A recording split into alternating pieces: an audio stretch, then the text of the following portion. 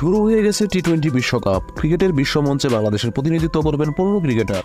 সবাই নিশ্চিতভাবেই নিজেদের উজাড় করে দেবেন দলের প্রয়োজনে। বিশ্বকাপের স্কোয়াডে থাকা 15 ক্রিকেটারের বিশ্বকাপ ভাবনা, চিন্তাধারা, জীবনের নানা সময়ের গল্প নিয়ে সামাজিক যোগাযোগ মাধ্যম দ্য গ্রিন রেড স্টোরি নামে সিরিজ ভিডিও প্রকাশ করেছে বাংলাদেশ ক্রিকেট বোর্ড। এবারের পর্বে এসেছিলেন শরীফুল ইসলামের ভিডিও। বিশ্বকাপের ভাবনা নিয়ে শরীফুল বলেন, বিশ্বকাপ আসলে সবাই দেখে, ওইখানে সবার একটা ফোকাস থাকে। এই কারণে আমার মনে হয় বিশ্বকাপ খেলতে যাওয়ার জন্য বাড়তি একটা অনুভূতি কাজ করে অন্যান্য সিরিজের থেকে।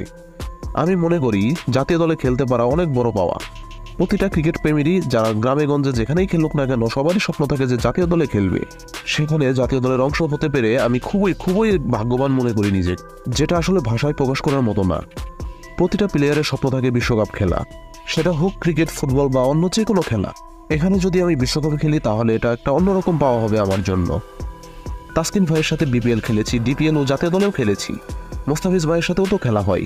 যখন ছোট ছিলাম ভাবতাম কবে ওনাদের সাথে খেলবো, তাদের সাথে এখন খেলতেছি। এর থেকে আসলে বড় পাওয়া আর হয় না।